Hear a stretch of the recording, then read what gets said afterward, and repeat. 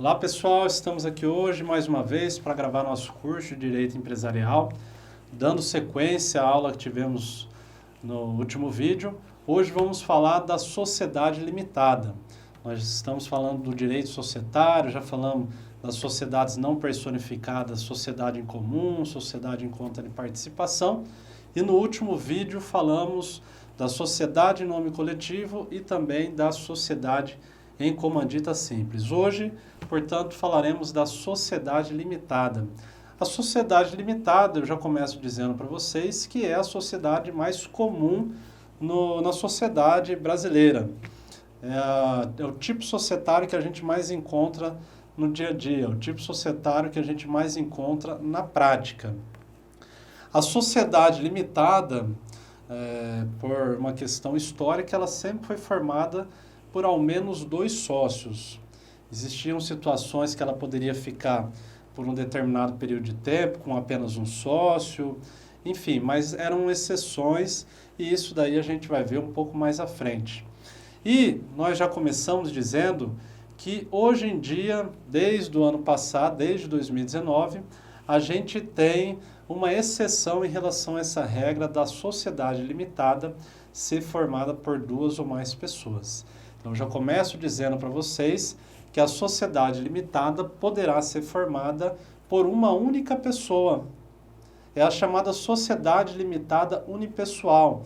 É uma inovação trazida pela Lei 13.874, do ano de 2019, que fez inserir lá no artigo 1052, no parágrafo 1º e no parágrafo 2º, esse tipo societário.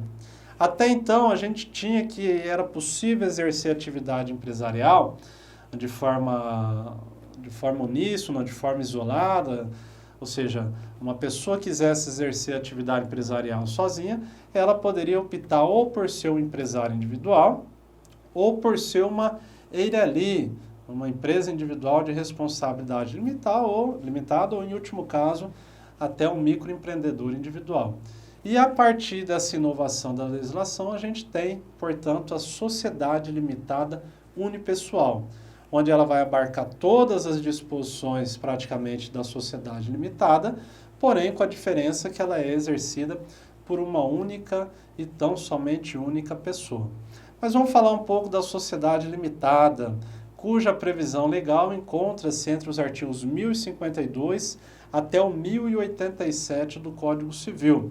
É importante a gente asseverar que naquilo que essas disposições entre o 1052 e o 1087 forem omissas, ou seja, as previsões não contidas ali, poderá essa lacuna ser preenchida pelas regras da sociedade simples. A mesma sociedade simples que a gente viu que se aplicava subsidiariamente às sociedades em nome coletivo, também se aplica aqui de forma subsidiária, de forma supletiva, na sociedade limitada. E aí, conforme a gente for estudando a sociedade limitada, a gente vai ver que institutos são esses que a gente puxa lá da sociedade simples. Nem tudo, tá, gente? A gente vai ver que vai ter situações aqui que a gente não vai pegar regras da sociedade simples, mas aplicar especificamente as regras da sociedade limitada. É importante a gente dizer também que a sociedade limitada, caso opte por prever de forma expressa no seu contrato social que ela poderá ser regida supletivamente pelas normas das sociedades anônimas, isso poderá ser aplicado a ela, e aí nesse caso a gente não teria aplicação supletiva das normas da sociedade simples. Em outros termos, se a sociedade limitada quiser que se aplique a ela supletivamente as regras das sociedades anônimas, regras essas que estão esculpidas na Lei 6.044 de 1976, ali a gente vai ver, portanto, que poderá ser aplicada as regras das sociedades anônimas supletivamente à sociedade limitada, desde que evidentemente, a gente tenha essa previsão expressa no contrato social. Beleza? Então, guardem essas 2 primeiras observações. A sociedade limitada ela pode ser tanto uma sociedade empresária quanto uma sociedade simples. A gente já tinha comentado que tanto a sociedade em nome coletivo e a sociedade comandita simples também poderiam figurar ora como sociedades simples e ora como sociedades empresárias, a depender ali do registro que fosse feito. Então, a sociedade limitada, por regra, ela é exercida por 2 ou mais pessoas, pode figurar entre os seus sócios, inclusive, também pessoas jurídicas, enfim. Eu gostaria de dizer para vocês que as sociedades limitadas, cuja previsão inicia-se no artigo 1052, ela terá como nome empresarial tanto firma quanto denominação. Então, a sociedade limitada, ela pode ter como nome empresarial tanto a firma quanto denominação também. É importante a gente assegurar aqui. A gente até falou isso na aula de nome empresarial, mas eu estou trazendo aqui, já que a gente está falando especificamente dessas sociedades limitadas. As sociedades limitadas são divididas em cotas, então os sócios possuem cotas da sociedade, que vai ali formar o capital social. Essas cotas podem ser cotas iguais ou desiguais. Como assim? Vamos imaginar que eu tenho 2 sócios. Pode ser, então, de forma igual as cotas, cada um tendo 50%. Mas é possível também que essas cotas sejam distribuídas de forma desigual, ou seja, 70% para um sócio e 30% para outro sócio também.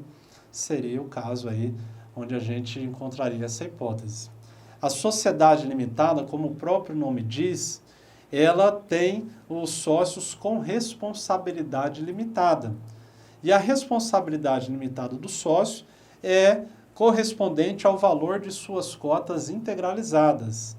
Então, a gente sabe que a responsabilidade limitada consiste no seguinte: dívidas contraídas pela sociedade não podem ser cobradas diretamente dos sócios. Devem ser cobradas primeiramente da sociedade. Tá? Por quê? Porque a gente tem que a responsabilidade, portanto, ela é limitada. Mas é importante a gente dizer que essa responsabilidade do sócio é limitada ao valor de sua cota. Então, na eventual hipótese de não haver bens suficientes por parte da empresa para solver essas dívidas, é possível, portanto, que essas dívidas atinjam o patrimônio dos sócios, porém com esse benefício de ordem, ou seja, cobrando primeiro a empresa, porém limitado ao valor de suas cotas. Então, vamos dar o seguinte exemplo. Vamos imaginar que a empresa contraiu dívidas na ordem de R$200 mil. E vamos imaginar que são 2 sócios e cada um tem ali R$50 mil de cotas da sociedade, portanto, perfazendo um capital social de R$100 mil. Esse é o valor integralizado das cotas deles. Então, se a dívida da sociedade é R$200 mil e a sociedade não conseguiu arcar com o pagamento dessa, em relação aos sócios, poderão eles ser cobrados depois. Porém, até o limite observado de R$100 mil, porque esse é o valor limitado ali da sua responsabilidade. Por isso que fala sociedade limitada. Limitada ao quê? Limitada ao valor das cotas que os sócios possuem.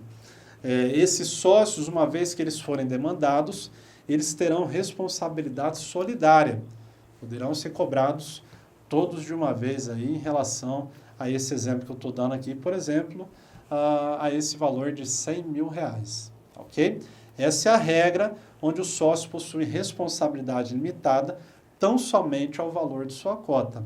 Agora, existem situações, alguns tipos de dívidas, que a responsabilidade dos sócios, caso eles sejam demandados, não será limitada única e exclusivamente ao valor de suas cotas. Eu me refiro aqui a dívidas trabalhistas, por exemplo. Eventuais dívidas trabalhistas contraídas da sociedade, se forem cobradas dos sócios, a gente sabe que essas dívidas podem atingir limitadamente o valor ali, independentemente das cotas deles. Ok? Outra situação, a gente tem também as dívidas para com o INSS. Também é uma hipótese em que a responsabilidade deles não se limita única e exclusivamente ao valor de suas respectivas cotas. A gente tem também a situação da desconsideração da personalidade jurídica, é uma situação onde pode-se atingir de forma ilimitada os sócios. É importante a gente dizer que para que haja a desconsideração da personalidade jurídica, tem que ter havido ali um abuso do direito de personalidade, seja por confusão patrimonial ou por desvio de finalidade. Desvio de finalidade é a empresa agir fora do seu objeto social, fora daquilo que ela se compromete a exercer enquanto a empresa. E confusão patrimonial é o sócio utilizar o dinheiro que é da empresa. Então, se isso ocorrer, confusão patrimonial ou desvio de finalidade, a gente tem hipótese de desconsideração da personalidade jurídica. Enfim, essas situações excepcionam essa regra aí da responsabilidade limitada ao valor integralizado das cotas. A gente sabe que valor integralizado das cotas é aquele valor que efetivamente o sócio colocou dentro da sociedade, o sócio fez inserir no capital social da sociedade, diferentemente de capital subscrito. Capital subscrito é aquele que ele promete, mas ainda não foi integralizado, é o capital prometido. Então, eu prometo que eu vou integralizar no prazo de um ano 100 mil reais no capital da sociedade. Esses 100 mil reais que eu estou prometendo é chamado de capital subscrito. Nesse caso aqui, esse capital que eu estou apenas prometendo, ele ainda não foi integralizado. Portanto, em regra, esse que prometeu, ou seja, que aplicou ali a promessa de um capital subscrito, ele não pode ser demandado, porque o capital dele ainda não foi integralizado. Quem vai responder de forma limitada são os demais sócios. É importante a gente dizer que o nome desse sócio que promete e que não integraliza é chamado de sócio remisso. Então, eventuais responsabilidades deles não poderão, portanto, exercer, porque eles ainda não integralizaram o capital. E, evidentemente, cabe a gente dizer também que os outros sócios podem entrar com uma ação de regresso, caso sejam demandados por uma dívida que seria ali também de responsabilidade desse sócio remisso, para ele pagar também, mas como ele não integralizou o capital, ele não tem como ser demandado. Os outros sócios vão ser demandados e depois entram aqui com uma ação de regresso contra ele. Ok? Até aí, pessoal. Vamos avançar um pouquinho mais.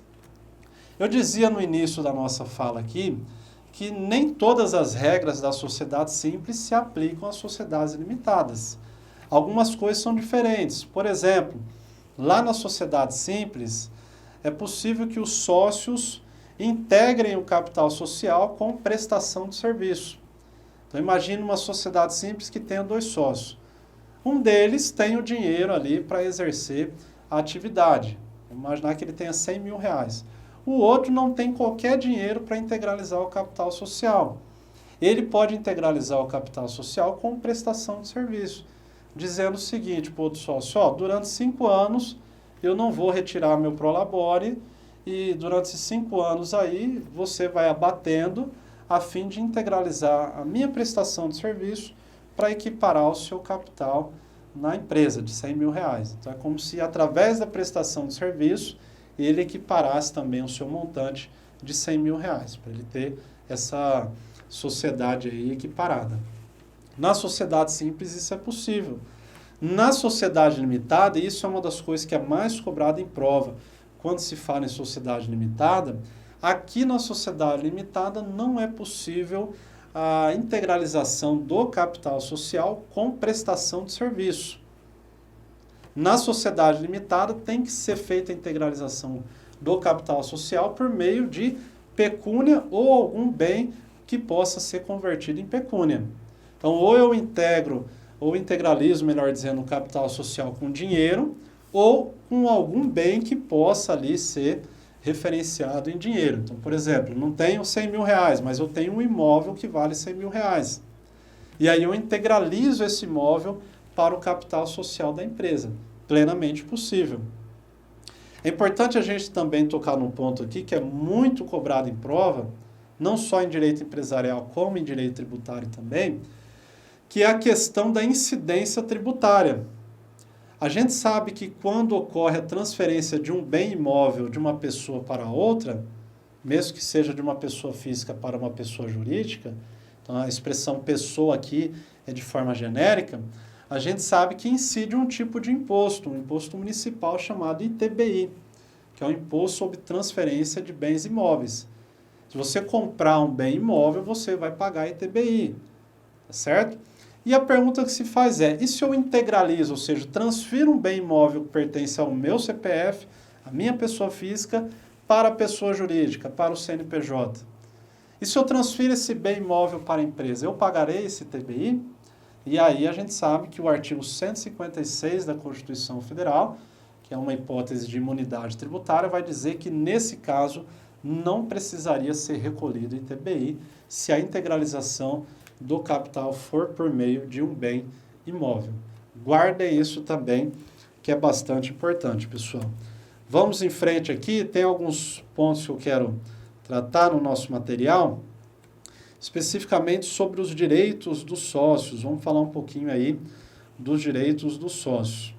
Deixa eu só localizar aqui, essas outras partes a gente já acabou comentando. Depois, quem quiser se aprofundar mais, pode estar consultando nosso material, que a gente disponibilizou aí para vocês também. Aqui, ó, me refiro a isso, aos direitos dos sócios. Então, os sócios têm, por exemplo, direito à participação nos lucros sociais, é o que a gente chama de prolabore. Então, o sócio pode fazer uma retirada ali, de acordo com aquilo que é previsto no contrato social. A gente tem a fiscalização da administração, é um direito desses sócios também. Esses direitos aqui são direitos de sócios em todos os tipos de sociedade, basicamente. Não só na sociedade limitada, como outras também. Esses pontos específicos a gente está puxando, inclusive, das normas da sociedade simples. Então, lembrados que eu falei que as disposições das sociedades limitadas estão previstas entre os artigos 1052 e 1087, por exemplo, aqui a gente tem um dos direitos do sócio, o direito de retirada. O direito de retirada está no artigo 1029 do Código Civil, que é justamente o capítulo que trata de sociedade simples. Então, aqui, um exemplo onde a gente tem uma norma da sociedade simples se aplicando supletivamente à sociedade limitada. Então, acompanhe comigo o que diz aí a redação do caput do artigo 1029. Além dos casos previstos na lei ou no contrato, qualquer sócio pode retirar-se da sociedade, se de prazo indeterminado, mediante notificação aos demais sócios, com antecedência mínima de 60 dias, se de prazo determinado, provando-se judicialmente justa causa.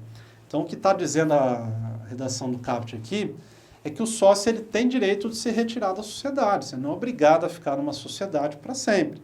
Você pode se retirar.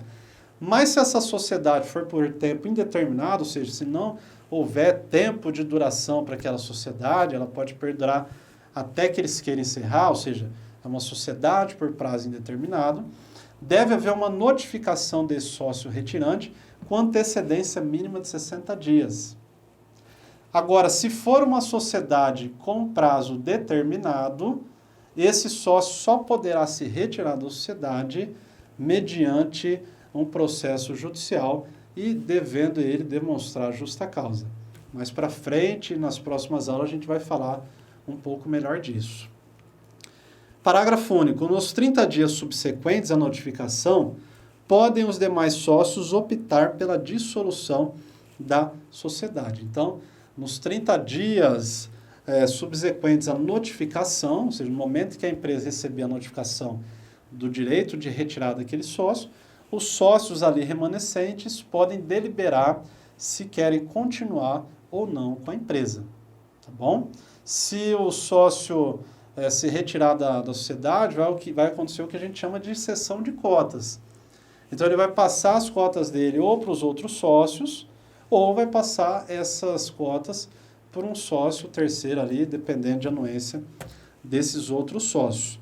Em relação aos sócios que já fazem parte da sociedade, existe o chamado direito de preferência. O que é o direito de preferência? Vamos colocar aqui também. Deixa eu puxar aqui para vocês. Aqui, ó, o direito de preferência no artigo 1081 do Código Civil. Diz o seguinte: ressalvado o disposto em lei especial, integralizadas as cotas, pode ser o capital aumentado com a correspondente modificação do contrato. Parágrafo 1º. Até 30 dias após a deliberação, terão os sócios preferência para participar do aumento, na proporção das cotas de que sejam titulares. Então, esse direito de preferência pode ser aplicado aqui nos termos do artigo 1081, nos termos da legislação, para os casos em que os sócios quiserem aumentar o capital social. Então, vamos supor, a sociedade limitada tinha um capital de R$100 mil. Eles querem aumentar para 200 mil. Os sócios que já fazem parte dali têm direito de preferência em adquirir essas cotas que vão ser aumentadas. Mas esse mesmo direito de preferência também pode ser aplicado no caso que eu falava agora há pouco, quando o sócio quiser exercer o seu direito de retirada e as suas cotas remanescentes terão preferência na aquisição pelos sócios remanescentes. Tá bom, pessoal? É isso que a gente tinha para falar hoje de sociedade limitada. Num próximo encontro, vamos falar um pouquinho mais desse tipo societário, que é o mais importante, é o que mais existe na prática, é o que mais é cobrado em provas também. Enfim, de suma importância esse tema. Vamos falar das formas de dissolução dessa sociedade, da Assembleia, do Conselho Fiscal. Tem muita coisa importante ainda para a gente falar, além das formas de administração dela também. É isso. Um abraço, fiquem com Deus.